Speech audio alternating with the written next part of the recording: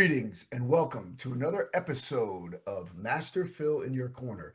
This is episode number 132, and it gives me great pleasure to introduce a gentleman who he's been on the short list for a long time. I've wanted to get him on here, we're just trying to make things jive, and it gives me great pleasure to introduce Zach Evan-Esh of the Underground Gym. And Zach has been training a lot of wrestlers, and of course that's near and dear to my heart, as well as many other athletes, very successfully at his facility down in South Jersey. And we're going to talk about some of the things that revolve around sport-specific training, overtraining, general strength. Zach, welcome. Bill, thank you, my bro. Crazy schedules finally lined up. Had to do it early in the morning. Yeah, and as most people know, we've already probably been up for a couple hours. I know I have, and I know you have as well. 5:30 is usually my normal wake up, sometimes a There little you go. bit earlier. Yep. Yeah, I like to wake up. I've always said, get up before the dogs want to get off their couch. yeah, yeah. My dog, she was sleeping in her bed by the foot of our bed. Uh-huh. Yeah, of course, I get up and then she'll start moving eventually. But so it's funny. Tell people a little bit about your background and what you've been doing. I know you've had some great success training a multitude of athletes, but we met primarily because of the wrestling connection. Yeah. Well, also, you were probably one of those early guys in the world of kettlebell training, Yes. which when I started getting into strength and conditioning, it was about not a little bit less than a year after I had an ACL repair. Mm. So I'm 49 and a half, and that was about 22 or 23 years ago. So in the Yeah. early 2000s, I was. Yep. yep, those early 2000s, my early influences, I always say I was lucky, or maybe we were lucky because there wasn't so much distracting noise. If there was bad information, you were called out for it. Nobody was attracted to the circus tricks, so to Yeah. speak. And so what I did was during the rehab, I remember saying to myself, I gotta learn who and how the best wrestlers in the world are training. And Mm. back then it was the Russians. And today, it's still a lot of those Russian states. Japan, I think, won the most medals in the recent Olympics with wrestling, Mhm. and America catching up. But I still think, like, system wise, a lot of times these other countries they just have a better overall training system, whereas in America everybody just keeps jumping from one thing to the next. And so luckily for me, Elite FTS had constant articles and education, and a lot of articles by Louis Simmons. And so I started reading a ton about Louis Simmons, and he would talk about training combat athletes. I would call him on the regular and speak about training wrestlers. Where he was in Ohio, such a hotbed. And then with kettlebells, Dragon Door was like the only place back then to get Mhm. kettlebells. A couple of companies would pop up here and there, but they wouldn't stay in business. And so I remember my first DVD was Mike Mahler's. It's Yeah. like aggressive strength training for the combat athlete, and everything was double kettlebell training. And I Mhm. bought my first pair of kettlebells from a guy up in North Jersey. I think Steve Freitas was his Freitas. Yep. name. I know What? Steve very well. Yeah, he Yeah, used to of come to my course. gym all the time. Yeah. Great guy. I remember Yeah. picking up two pairs of kettlebells from Mhm. his house in North Jersey on like a freezing cold winter night. And it was a pair of 53s and a pair of 70s. Yeah. And I had never touched kettlebells before. I had watched the DVD of Mike, so that was how I learned, by Mhm. watching this DVD over and over again. Mhm. And I remember Steve had like this RKC discount. So I remember it costed me $550 to buy two pairs of kettlebells. Yeah. And all I thought to myself was, "Oh my God, I just spent I spent over $5,000 Yeah. on this equipment, and I don't have money." And I was, a year out from getting married, and we're rebuilding this Mhm. house and all this. And I remember farmer walking the 53s from Mhm. his porch to my car. And I had done dumbbell farmer walks and was kind of making my own equipment. Back then, you didn't have companies making Nope. sandbags, everything was homemade. And I Yep. remember carrying those 53s, Phil, and saying to myself, whoa, these feel friggin' heavy. Mhm. Maybe I never should have bought the 70s. I was like, it's too late. I'm Yeah. doing it. And Yeah. so I remember putting those 53s and 70s in the back of my truck and like trying to like organize them so they wouldn't roll Mhm. all over the place. Mhm. And I take them to our house that was being rebuilt. And so we had bought a house, had to gut it out. But the first thing we rebuilt and revamped was the garage because Yeah. that's where I would begin training athletes. So I remember opening the garage door and it's like bare cinder blocks. And I must have had like 20 pairs of old York and Ivanko plates. Yeah. I didn't have a squat rack yet. I didn't have Mhm. any equipment, but I had these plates and I had those kettlebells. And I got home and it was like 9:30 at night, 9:45 at night, and we weren't living in the house. But I remember bringing the kettlebells in and like putting myself through the workouts that Mike had on that DVD. Yeah. And man, I got killed because normally when you're learning to use kettlebells, most men, well, they said, remember back then also, Phil, people don't realize there was three kettlebells, Yep. 35, 53, 70. Boom. You didn't have these in between weights to learn. Nope. And so also Mike's video was double kettlebells. Normally you want to learn with a single kettlebell. I remember kicking my ass, my own ass. Like Mike had these 10 exercises as a Yeah. circuit, like Yeah. renegade man makers, thrusters, all this stuff. And I was like, oh my God, this is the feeling. Yep. Because what was I doing leading up to my injury? Bodybuilding, and then I started learning a bit about like the golden era bodybuilders who incorporated powerlifting, but I Strength was still training. getting hurt a lot Yep. competing in grappling. Back then they didn't even call it jujitsu. I was just training and Yep. competing in grappling. So that was my beginning. And then in 2007 started the first warehouse of the underground strength gym. Mhm. So I was in my garage for 4 years, '03 till '07. And then in that time period, multiple locations, multiple consulting opportunities and experiences with guys that you know, like Marty Gallagher. Good Um, friends of Marty. Yeah. Marty's amazing, and also coached, as you said, like strength and conditioning wrestlers in Mhm. the collegiate level. I was at Lehigh, I was at Rutgers, Mhm. but basically ever since '03 and really '02, I Mhm. started out of my parents' garage training local kids in the neighborhood. So Yeah. close to 25 years now of being in the private sector, and we don't train as many wrestlers as we Mhm. once did. And it's interesting. Had a conversation with two of my friends and they said, about 10 years ago, strength training became a little bit less on the totem pole of importance for wrestlers. It Yeah. became like wrestling, wrestling, wrestling, number one, right? I'm going to go to high school wrestling practice. Then I will go to high school. Then I'll go to my wrestling Club. club. Then I'm going to this other quote unquote special guy. I'm going to get my private wrestling. Yeah. So they wrestle a lot more. And then you see like this like flexibility, conditioning thing. And then number three is strength. And 2 days ago, I was at down here in the Jersey Shore. They'd call it the summer duels, where Mhm. a school will host once a week for Mhm. like 4 weeks. Um, just tons of mats. Every kid gets Mhm. 2 to 3 matches. So there was a few hundred wrestlers there. And I said, well, it's still the same. The kid that is strong and jacked is beating the kid that is not. And Yep. like we could pretend that there's all these other fancy things you can do Yeah. Yeah. that you want to copy on Instagram and whatever, Mhm. wherever else. But the kids that were strong and jacked were winning, Mhm. 9 out of 10 matches.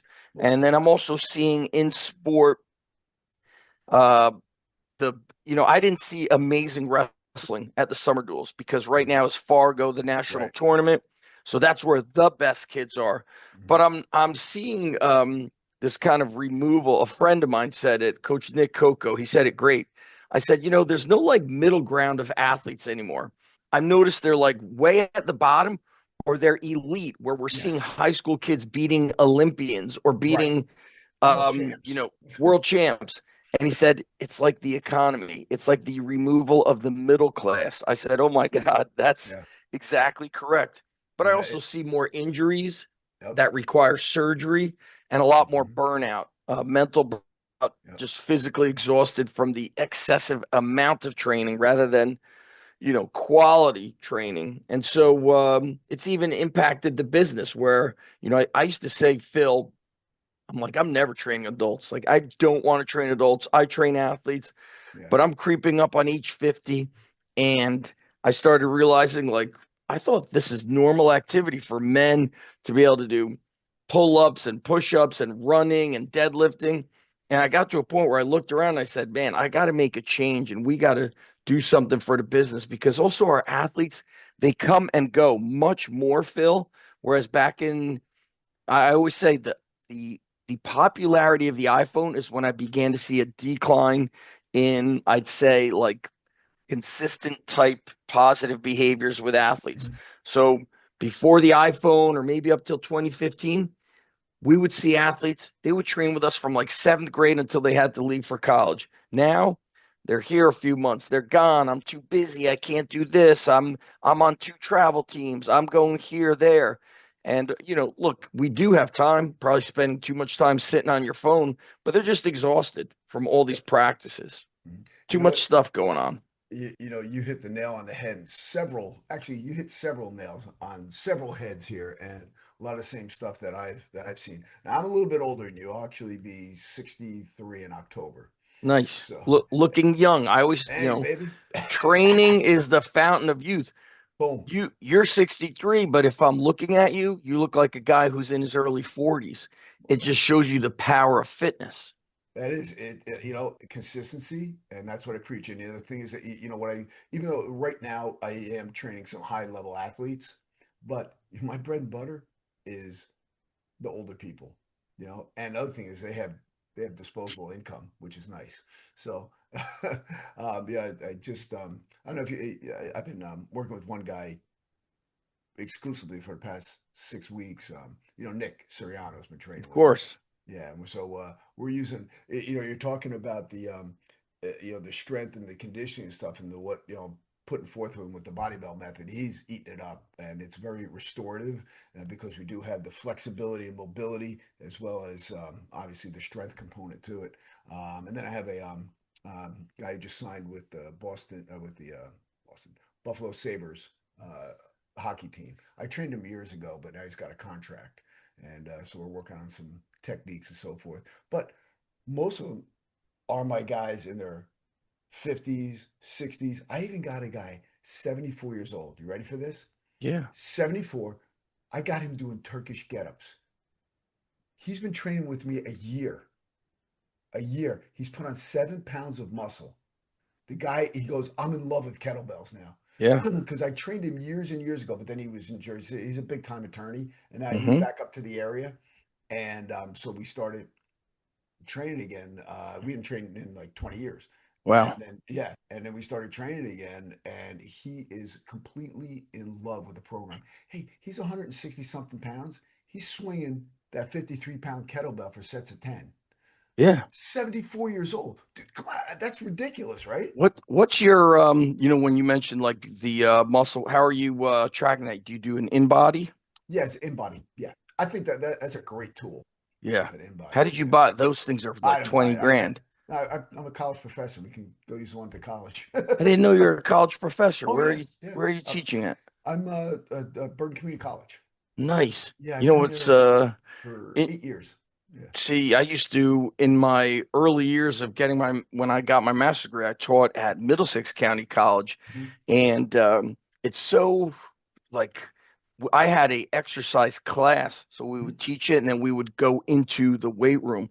And Yeah. sometimes I think to myself, man, like I want to get back into that college sector because Mhm.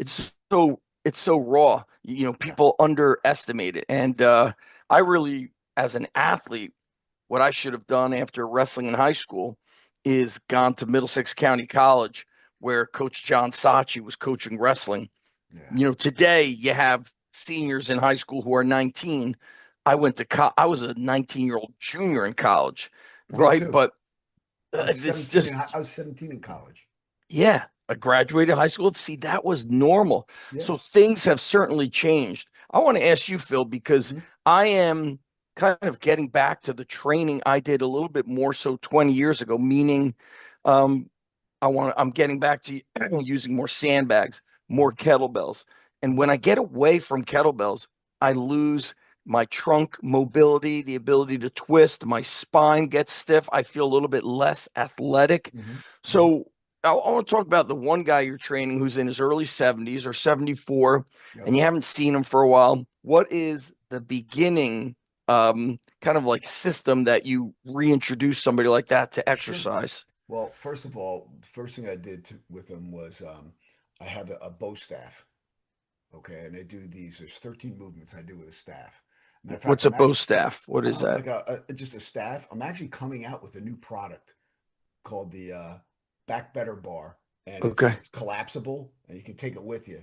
So that's actually made available shortly. I just placed the order for the first run, and it's a 5 foot pole, Yep. and I do a bunch of exercises with that, and that gets the mobility going. Actually, I'll tell you, Zach, I've been doing this routine every morning, every day. I do it at least once for over 30 years to help with my mobility. Who And inspired it in you? Who mentored you in that way, Phil? actually, I have to blame myself.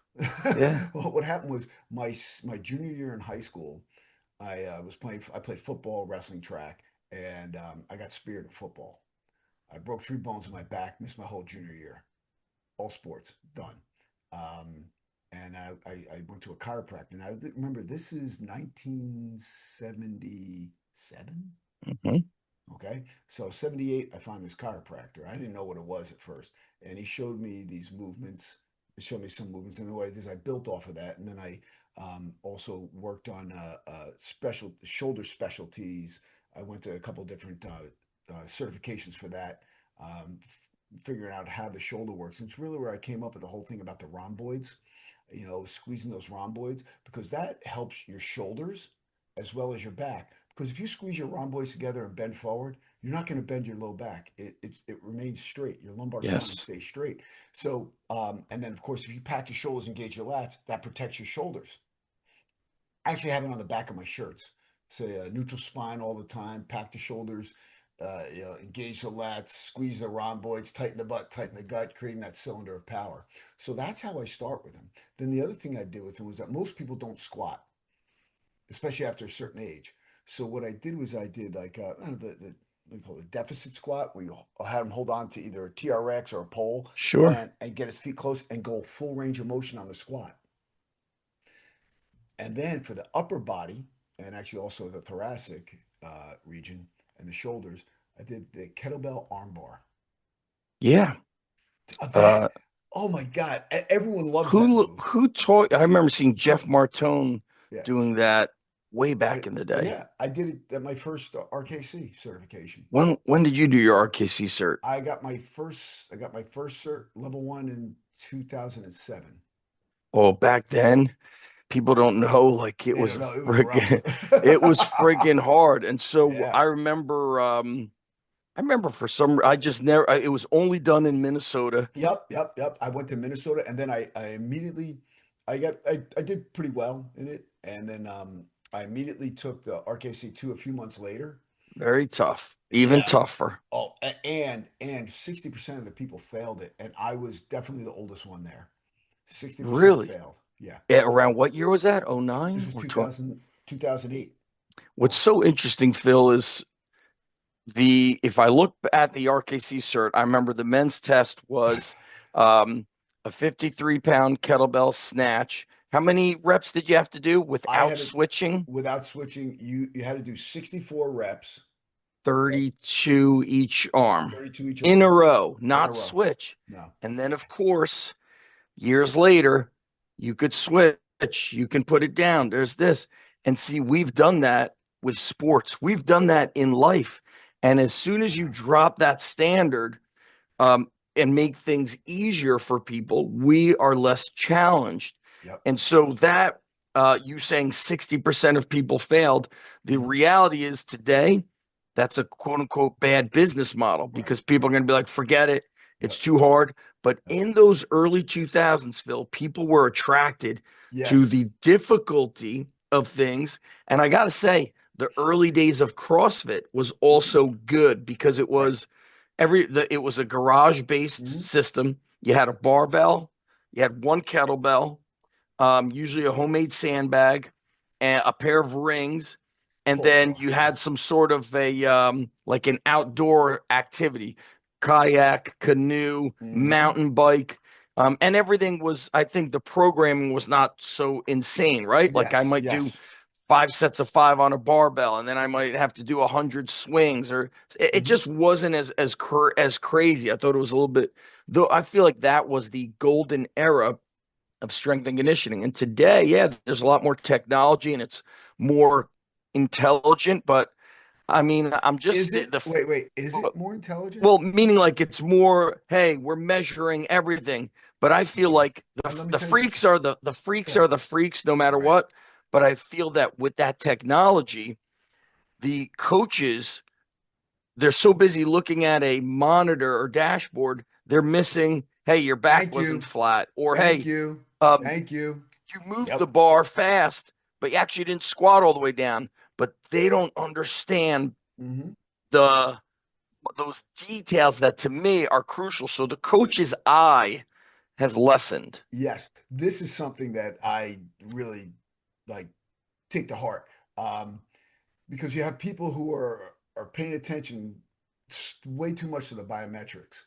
And are you looking at a screen? You're looking at your phone, or are you paying attention how your body feels? When I go into the woods for my road work, I won't run on the street. I run in the woods. I sprint on the grass and the trails. I don't have a headset on. I don't have Yes. anything on. I honestly I don't wear any the I don't have any of the wearable technology either. I want to feel how my body is performing. I want to pay attention to what's going on inside of me because I look at it this as an intrinsic level. Training is intrinsic. I don't even have mirrors up in my gym. Why? Pay attention to your body. When I was training kettlebells, I was trained out in a field. I'll tell you, my first snatch test, I didn't know how to snatch. So here I walk into this thing. I Really? I bought the Steve Cotter Yes. book and video set, and I had these clunky old power systems bells to practice with. There were some And very crappy made yeah, kettlebells well, back then. I'm also good. There's still crappy ones out today, and I'm going to expand on that a little bit too. Uh, now I go out there, and it's in Minnesota or outside. I didn't know it was going to be outside. I'm in a tank top. It's like 42 degrees. Oh yeah, And, cold oh out yeah, there. yeah. And I'm doing the snatch, and so I do 32 on one side, switch to the other side. 63, I go up. 64, put it down. My hand came up without the bell on the last rep. Hmm. Zach, I was fuming pissed. I was fuming pissed. So, and I found out I horsed it the whole time. And so somebody stayed after and showed me how to do it right. And I was just determined. I couldn't even sleep that night. I was so like mad. I come in the next day. I go, give me that thing. And Thomas Phillips I was my remember judge. him. Yeah, and He's a Jersey guy. yeah, Jersey guy. He had he was did the transformate Mhm. body for life. I'm not sure if he has the gym anymore, but I've Yeah. done tactical. I did my tactical strength challenge at his gym Oh, cool. over 20 years ago. Yep. Oh my God, Phil. So he's testing me, right? And then I think I wound up, he's like, okay, you're good, you're good. I'm like, I kept going. I think I did like 72. I was so pissed. Because that was like that was for the next weight class. I was, like 180s. So it was Yes. for the highest weight class, which was 72, but I didn't want to stop. So he's like, okay, you're good, you're good, you're good. And I just kept going because I was mad that I failed the first That test broke Oh, people. oh yeah, yeah. I Oh my mean, God, people Phil. would just leave. I'd go there day one. Day one it was day one. You walk in, you get tested. Yeah. Next day, half the people would be gone. They would just go. Then, we were talking about the different kettlebells, and you said that there's some crappy ones out there. You have to remember Yeah. that Dragon Door bells were designed by people who lift kettlebells. All these Hmm. other ones are made by people who are equipment manufacturers. That's why That's right. people seem to forget that, and there's not that much difference in the price in them. especially the shipping is the killer. But the dragon doorbells, I mean, I've had some of my bells for 20 years now, Yeah. and I got rid of the other ones because they're I still have my first pair of that first my first pairs, and I always say, okay, back then it was 550 bucks. The yeah. cost of manufacturing is much less. You buy stuff on, you could buy a kettlebell on Amazon and get free shipping. Hmm. This was unheard of Yes, back then. yes, You really were the money was something really yeah. on your mind. You're making me remember some old companies like my buddy Jason C. Brown may have done Hmm. that kettlebell Yeah, cert around your yeah. time, Hmm. maybe a Hmm. little earlier. But I Hmm. remember I Iron remember him. Woody was a company Oh making wow. kettlebells Yeah, with yeah, like yeah, a square handle. Now, yeah, that being said, some of the kettlebells were quote unquote crappy. yeah. Sometimes I like equipment that's not perfectly made Hmm. because it makes you strong in these imperfect Hmm. positions. Although I'm not saying it's unsafe, that's what we Yeah. don't want. But No. I found the same thing about um, like squat racks and whatnot. Hmm. So I bought my first squat rack from Sorinex in 2003, and I Hmm. always said Sorinex, Elite FTS. When I'm using their equipment, I know it was built by people who lift and are thinking, hey, hey, the height of this makes no sense. We Right. are never would. So that's also super important. And just Hmm. the the density of the people we learn from, because Right. there wasn't the freedom to post your information. You really had to learn from people who are experts, like Right. you mentioned Steve Cotter, who Hmm. who passed away recently. Yeah. Steve had that martial arts background. I don't Yes. know what style it was, but it was I like a think it. boxing and Yeah. judo. You had some. I think you had some Japanese karate as well. Yeah. Because Yep, he and I, knew each other. Not of super well, course. but Right. Martial we artists kind of, bringing the minds together. And listening to you also, with your martial arts background, Phil, I've said, Mhm. we're talking about strength training. I think there's a parallel in also martial arts. I've noticed, like, martial arts schools, you have 8-year-olds with black belts. Makes me sick. That never would have happened No. decades ago. There was an honor to Yeah. it. And I'd have to look up the name. Of course, I'm drawing a blank, but I love doing research on a lot of the older, um, physical culture type Hmm. lifters and strongmen and wrestlers. Same thing in martial arts. There was the one guy who like retreated to the mountains. I wrote an article about it because I have so many books here. I had bought Yeah. a book and magazine, and he's like shown he went to the like mountains in Japan Hmm. to train, and he would spend time like every day going in the cold water, Right. Right. Right. lifting stones, running. But the volume of training was amazing. And of course, what will we say today? That's too much. That's not optimal. But Louis Simmons also was influenced by martial arts, and he Hmm. had heard a quote by I don't know who saying, to master martial arts, the training must be severe or the training must be extreme. And we're so afraid to go down that road now. Yeah. We're Yeah. always trying to balance everything. But if I want to have a high level performance as an athlete, Hmm. then I'm not going to have a balance. I'm going to be taking things to extreme. When I'm an adult, then I'm a little bit more balanced, family, work, fitness. So it's interesting to see how kind of things were RKC test, intense, no Yep. one hand switch, only use this kettlebell, like Yeah. and majority people failing. Hmm. Now Yeah. you can't do that because No. if it's too hard, that's not good business almost. It'll come out. Somebody will post about it, or Yes. yeah, on Instagram, and no one will come Right. to you anymore because they're afraid. Where the funny thing was that we come from a different mindset. To me, when I see people failing, I'm like, I want to do that. Hmm.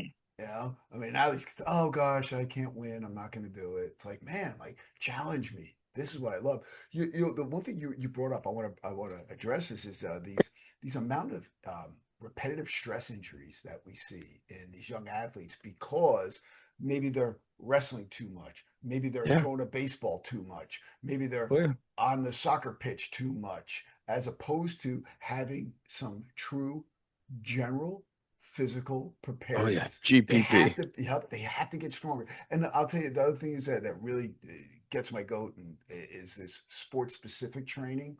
How many Yes. kids need sports specific training? Really?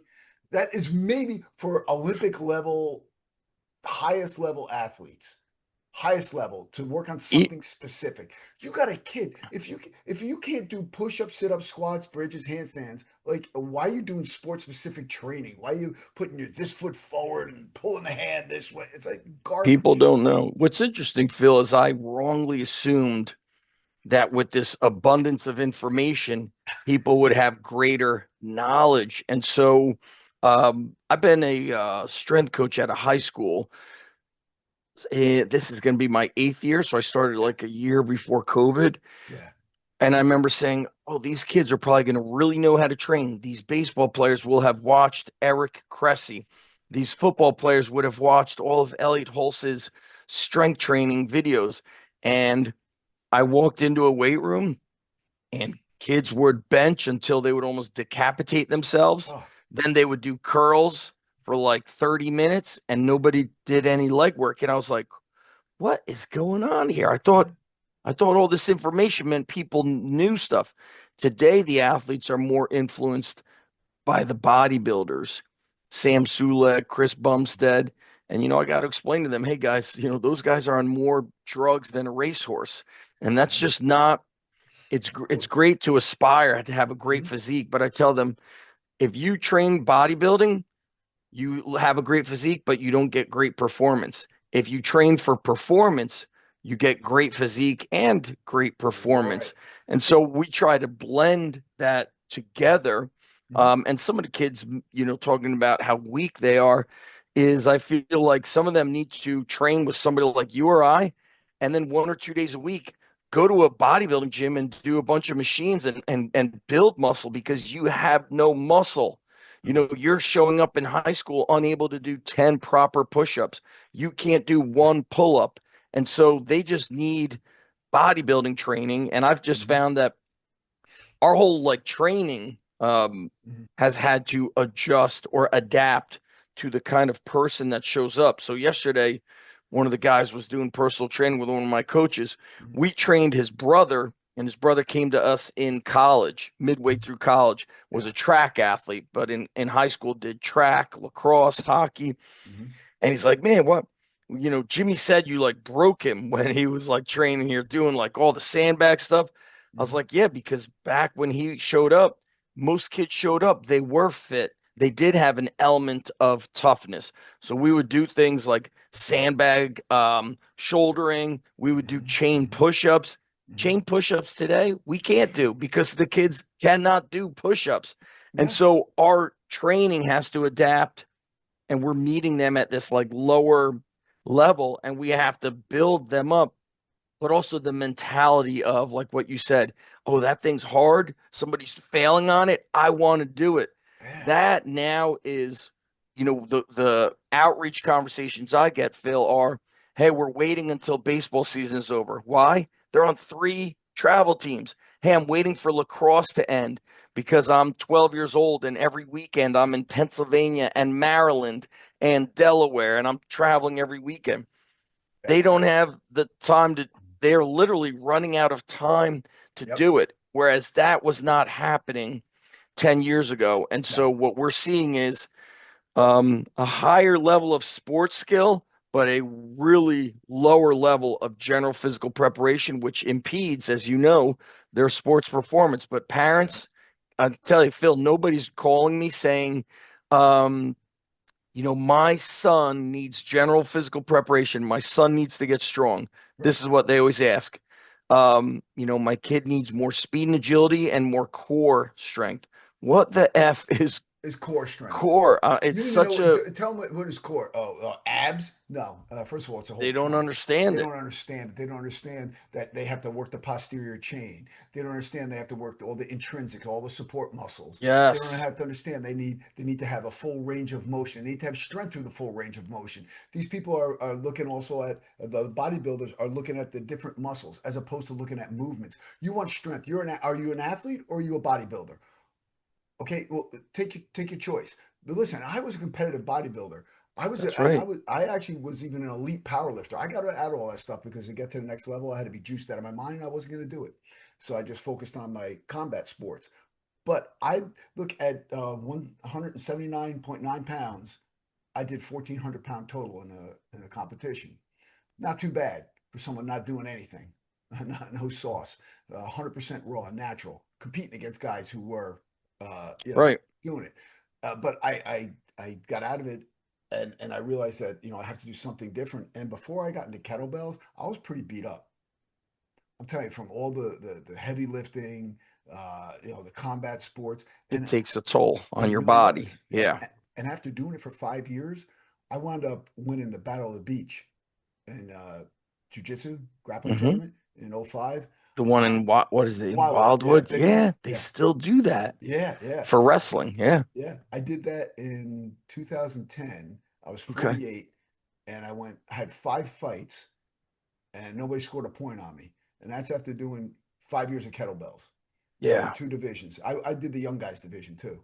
Mm. I want to go. I want to go against these young guys. Me fighting old guys wasn't Who, fair. I didn't think. Phil, who was your early martial arts instructor? What Oh style man. of, and how did that happen? Okay. Well, I first started with boxing. My Mm. grandfather was a boxing trainer, and I actually did a little boxing out of Costello's and Patterson. So we used to live in Fair Lawn. And I used to live with my grandparents, and he started me boxing. A little My kid, but father-in-law grew up in Fairlawn. oh yeah, where? I'm not sure where, but every time he says Fairlawn, I think of the Mako family. My Yeah, father-in-law's yeah. last name is Parton, Okay. Parton, and then so my father-in-law's in his mid 70s. Hmm. Yeah, Yeah, and but interesting. The North Jersey had a lot of boxing. yes. Central Jersey also martial arts, Hmm. real martial Like arts. Buddy Amato, Gary. Oh God. Or Jerry Uh, Cooney. uh, Uh, no, I'm thinking about. Oh God, I'm looking at him right now. He's a Marine. Fought one in Japan. Uh, Gary. Oh God, Gary Alexander. Gary Alexander. That's what I'm He thinking. was I used in to beat his Edison. turn. Yeah, He was I in used. Edison where we lived, and I Yeah, remember my brother signed yeah. up to train with him, He and was it was hardcore. exactly. And so I've written some articles about him. There's some old like newspaper clippings. Yeah. It the mystique behind it, Phil, was Gary Alexander trains in his gi and his combat boots. He was a Yep. Vietnam veteran, and you're going to do push-ups on your knuckles. Yeah. So my older brother, when he heard that, somebody like me, I was scared. What does my brother do? Save money and sign up to Yep. train me. He went, into it. So Yeah. Gary Alexander Yep. was in Edison in Hmm. our downtown area, which is now it's not such a good area Yeah. anymore. Yeah. But he was man. I used to fight in his tournaments too. But and then It's funny. I was at University of Maryland, and I wrestled only 2 years in college. Um, yeah, due to injury, and then I just got too big. Again, remember we started college when we were young, Yes. so me holding that 158 pound weight class was not good. I got an injury, and then I in 3 months I was 202. So Oh wow. yeah, I was sucking hard, and that's probably why I got injured. Cutting But weight was very common back oh then. yeah, yeah, it was it It was was it like, was hey, you're supposed to like starve yourself. yeah, yeah, yeah. Today, It's some actually wrestlers smarter. still do it. Yeah, of Yeah, I like this. I'll tell you, I always did better when I didn't cut weight. So, course. um, and so I got into martial arts at the school. It's called Bondo, or they call it American Lethway. Hmm. Um, Dr. Mung Ji, he's still around. He's out of Ohio. So I got into the full contact kickboxing, and Pat Finley was my direct instructor, and then we started doing Arnis and Kali with Dan Inosanto. So Oh yes. yeah, I got certified by Dan in like '84 or something. Hmm. So we did training with him. He'd come out, we'd go to California, whatever. But I did most of it through Pat Finley, and then when I moved back to Jersey and I left Maryland, I started training with this group of guys. They were all like AAU champs and everything in Yep. Taekwondo and karate. Bill Timmey, Mike Evangel, Rich Faustini, all those guys. I got in with them. And then eventually I went and put my own school together, and I opened that up in 1988. Wow. Yeah, and I had my school from 88 until 2020 when COVID hit. Right. Um, and then I tried it in other years. I shut my gym. I moved to another gym, and I sold my building. I moved to another gym, and then they shut that next year. So I'm like, I'm just doing one-on-ones and doing my virtual stuff. Yeah. So and now I'm doing a lot of seminars. I'm going all over the place. I don't know if you Really. see. Yeah, yeah. I got. I'm involved in a couple different organizations right now, and my bodybell method is not Hmm. only recognized by a bunch of uh, certifying organizations like ACE, NASM, so forth, AFF, AFAA, AAAI, a whole bunch of them. But it's the only such course that's recognized in the state of New Jersey for continuing education credits for doctors of physical therapy Oh, nice. and chiropractors now. So Wow. yeah, so I'm doing certifications on my own and also through ICE. That's the Institute for Continuing Education. Hmm. So yeah, yeah, I got another one coming up on August 14th. It's just an hour one, and then I got another one, a full blown certification in October. And in fact, I'm going to be out at in Anaheim. I'm teaching a certification at the UFC gym in Anaheim on Yep. August 1st, and then second and third both days for Fit Expo. I don't know if it's pretty huge. There's I'm center stage on both those days, and look, I'm sure not everyone's going to be watching me, but there's going to be 21,000 people there at the show. Yeah, huge. Yeah, I'm thinking about bringing Nicky out with me, and then probably Frank Shamrock. We try to get him to show up. Um, I've been working with him. I've known Frank. I think for a long, Of long time. course. Yeah. And actually, I just heard from Dr. Mark Chang. Of course. Yeah, California. actually, yeah, he's actually coming. We connected. Yes. He's coming, so it'd be good to see him. He's like, "You'll be here," and I'm like, "Yeah, come on." So he's coming. If people don't know him, that guy's amazing. He's fantastic, and he had that whole Tai Chi workout thing Yeah. on. Yeah, yeah. So yeah, and then I got a bunch of other books. Those are just the ones that are coming up within the next month or two. But yeah, I'm already booked into November already. So Very good. So no yeah. more, you don't have a facility anymore. No, just I'm doing my garage training.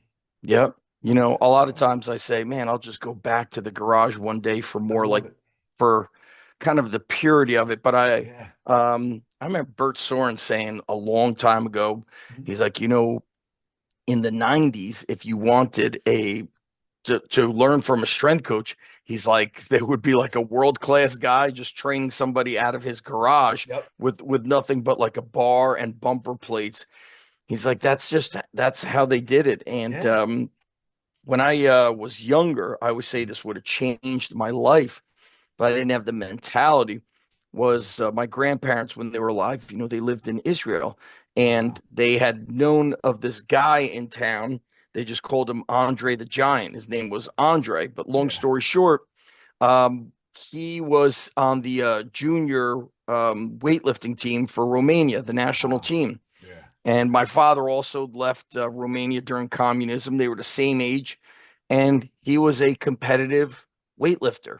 And he had the downstairs of his house was like all these bodybuilding machines, Yeah. but in the corner was a squat stand and his Olympic bar and bumpers. He cut out the ceiling so he could go overhead. Yeah. Yeah. And I look, this is 1989. And I always say, Yeah. man, my whole performance in sport and life would have changed if I would have understood how to be coached by him Yeah. and said to him, I'll sleep on this gym floor. Right. I'll train twice a day, three times a day. But he didn't want to, he tried correcting me in an exercise and I left and I was Oh like wow. crying. And so my brother just didn't even care. I'm like outside of the gym, he stays in there. But as a coach, somebody like us, we understand this. We'd go and say, hey, man, come in, let me show you how to train. Yep. But he's like, you don't want to be here? Get the F out of here. Yeah. It didn't matter. But I say, oh, man, 1989 to learn Yeah. weightlifting. I didn't know anything except for what I read in Arnold's Encyclopedia of Bodybuilding. Great And book, by the so, way. But such a great book. I yeah. also talk about that book because of not just learning so many different exercises, Mhm. but he understood a training atmosphere, training Oh environment, yeah. training partners, the mind muscle connection, the importance of atmosphere in a gym. And Hmm. there's a Hmm. lot of stories in between, but I also Yes. think that people don't read, Phil. No. So they No. might open that book and just look at all the pages. Whereas I used to devour those books I and ate read that up them over and and over. over again. Yep. So Yep. when like when Arnold had a documentary that came out a few years ago, somebody was like, "Have you seen it?" I was like, "Yep, I saw it."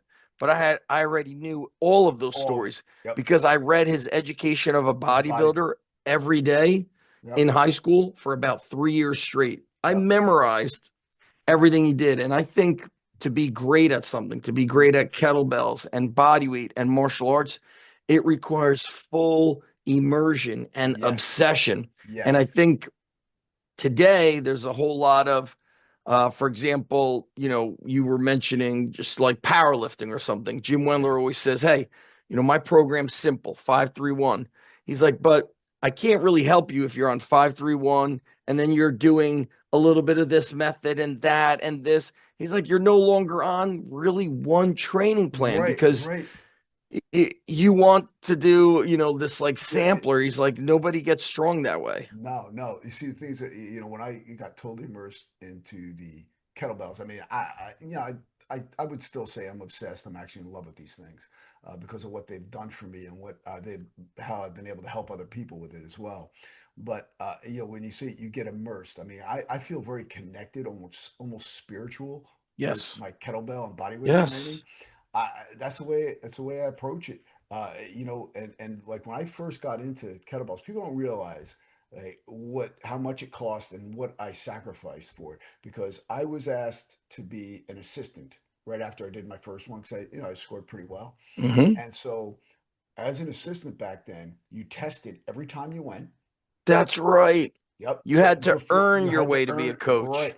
And I would do it 3 to 4 times a year. I'd go on my own out of my own pocket, on my own dime That's right. until You I paid your way. yep, until I became a team leader. Then I got paid.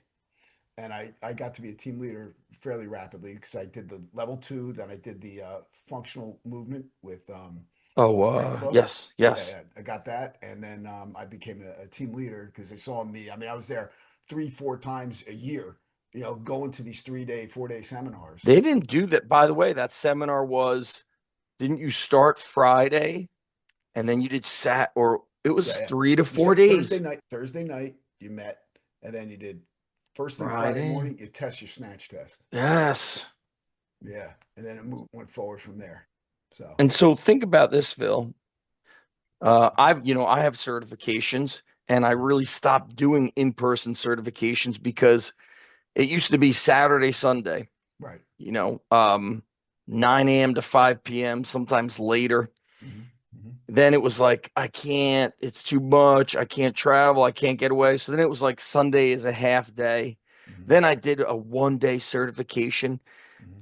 Listen, the reality is I just started watering it down. And I was Yeah. just like, I'm tired of trying to convince people to make this trip. Or Yeah. they would come out and say, listen, I'm just gonna watch my this hurts, my that hurts.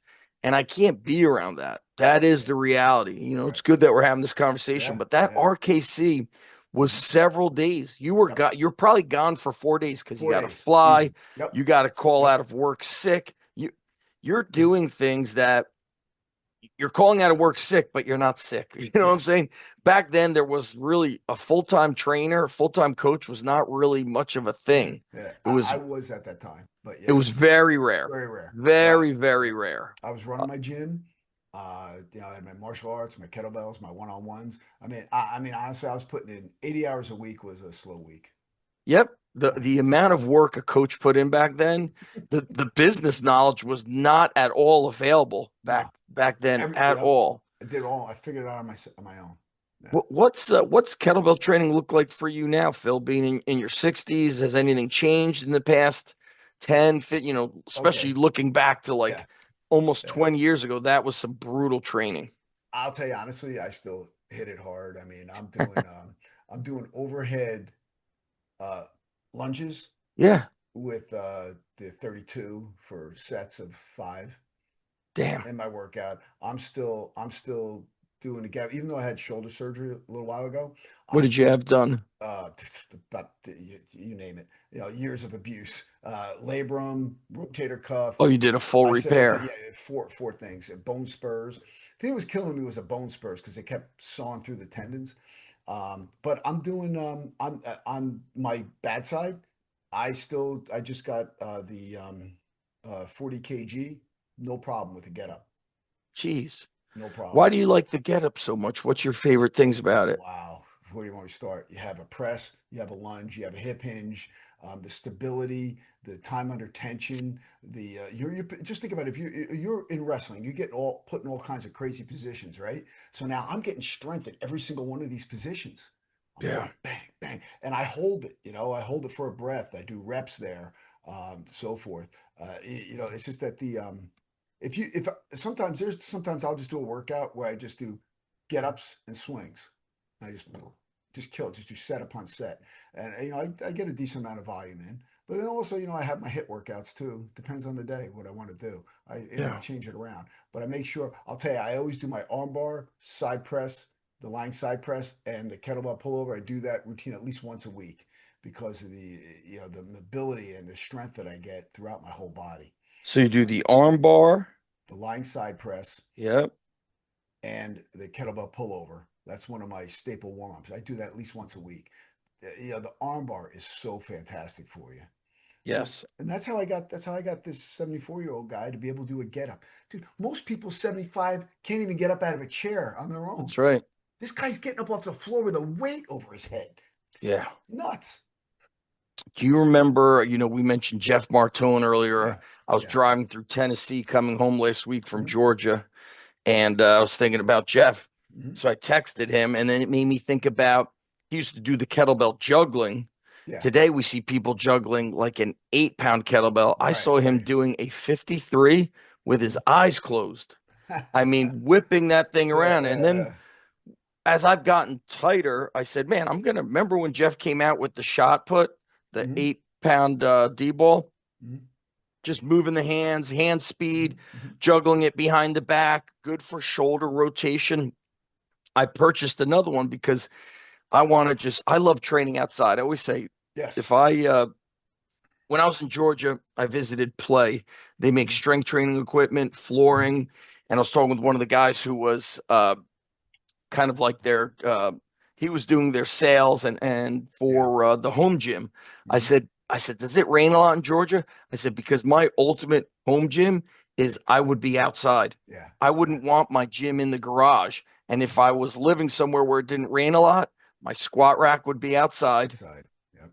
and I want to train in Mhm. the The nature, elements. Yeah. in the Yeah. elements. I think Yeah. it's more connecting. And when you were talking about no music when running, I remember I used to help out at Blair Academy when Coach Buxton was there, Oh yeah. and that was I think that was like pre 2010. Mhm.